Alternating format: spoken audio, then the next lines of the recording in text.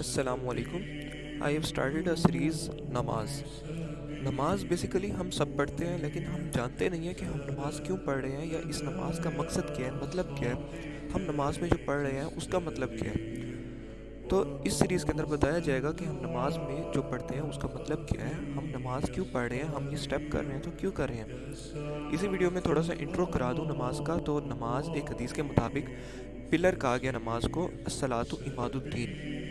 آپ صلی اللہ علیہ وسلم نے کہا ہے کہ نماز دین کا ستون ہے.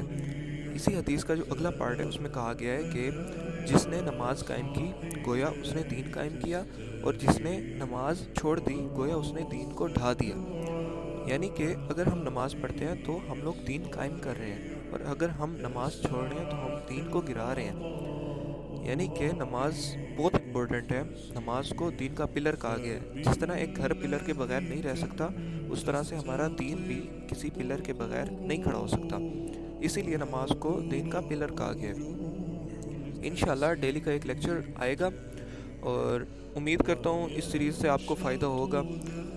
اور اگر کسی کے اس سیریز میں کویشچنز ہوں تو وہ ڈی ایم کر سکتے ہیں یا کمنٹ کر سکتے ہیں. انشاءاللہ رپلائی